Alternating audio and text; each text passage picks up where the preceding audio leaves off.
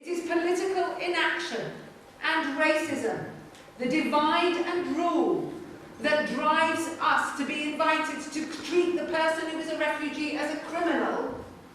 That is what they need in order to drive through the cuts.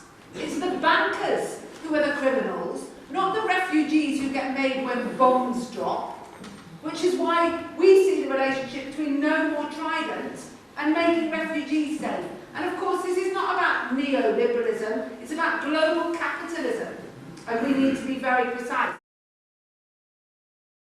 We think Calais is bad. The situation at Dunkirk was 10 times worse because it's the land that they've, where they are, is actually it's under sea level. It's below sea level.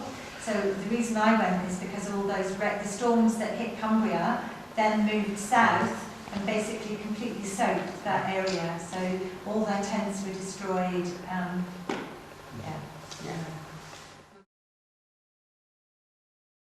Being there for the whole weekend, I can only describe it, to be honest, as life-changing. Talking to the refugees, sitting with them, understanding their struggles, hearing their stories about their journey, how long they've been in their camp, how they struggled to get there.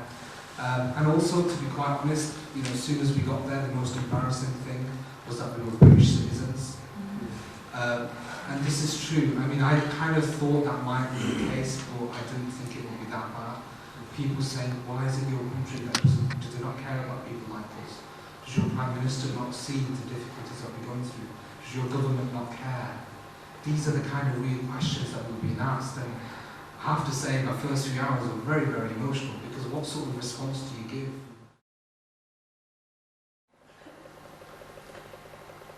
For me, it's opened my eyes. It's opened my eyes in the work I do, because I'm just an office worker, and you think working for a union you'd be, not knowledgeable. Well, I'm afraid I wasn't, and it's really opened my eyes. So at my late life, I'm now involved in something that I really wholeheartedly believe in. Everybody should help. Last October, our convoys went to Hungary to deliver aid to a refugee camp over there. We were collecting sanitation, sanitary towels, sanitary products, toothbrushes, toothpaste, anything like that that we could just take over. We were at the Labour North West conference in Blackpool. We ended up getting about 5 boxes worth, big boxes worth of these things, and we took our Royal Mail delivery vans over to Hungary to deliver that. And I'm just here to express solidarity from them to this cause and say that we're going to be looking to be working with you a bit more, linking up our agendas, linking up what we want to do, because we have the infrastructure, we have the resources, we've been doing it for 20 years, and we're looking to get more involved in getting aid over there, getting deliveries sent over there. This is a political question of the highest order, and the corporate capitalist states of Europe have decided. They have let in, the Germans have actually let in 1 million people, but they have decided in unity that they are not going to actually, in other words, allow free entry into the country. The agency that actually controls the Mediterranean now, as you well know, is an agency that actually, in other words, turns them back.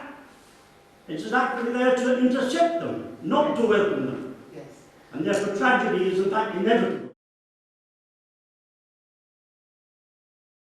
So the blaming of refugees, the blaming of black people, and the blaming of Muslims and the heightened of terrorism is going to be the way that they are dividing us, so that we're not actually fighting back about issues like that. I went on a previous stand-up basis and delegation to Calais, and I spoke to people from several countries. They're not just from Syria, there is a lot of people there from Syria. I spoke to people from Eritrea, from Sudan. So there's a mix of refugees that are being caused by war and conflict, but also by poverty through capitalism that has underdeveloped Africa. and we're sleeping in our houses, we're sleeping safe, we take care of our kids, we don't send them to disposal, but then these kids might be raped.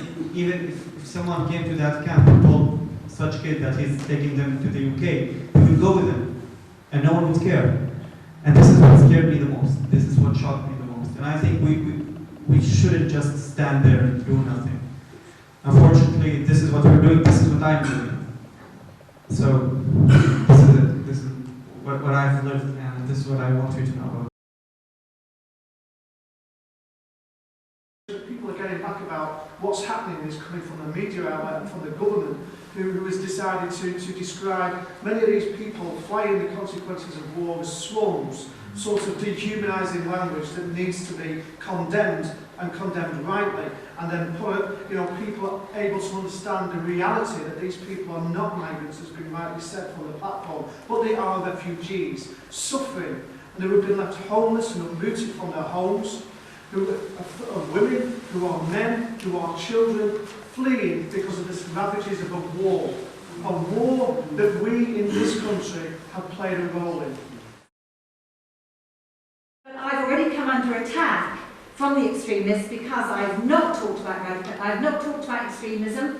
I've talked about the positive contribution that refugees make to our society. I've talked very much about my positive experiences of Manchester and the way that it presents how we can live together in a diverse world. When it gets late at night, as soon as it goes dark, it gets a lot worse, and that's when vulnerability becomes a lot more apparent. There's running battles, and the children and women are not safe. And that was something that I brought back, which I'd never really given thought to until it was just put straight in my face, and I was, really a bit more aware of how bad the place is. And the only other thing really was someone I spoke to during the meeting in the dome. I was asked if I thought it would make a difference what we were doing.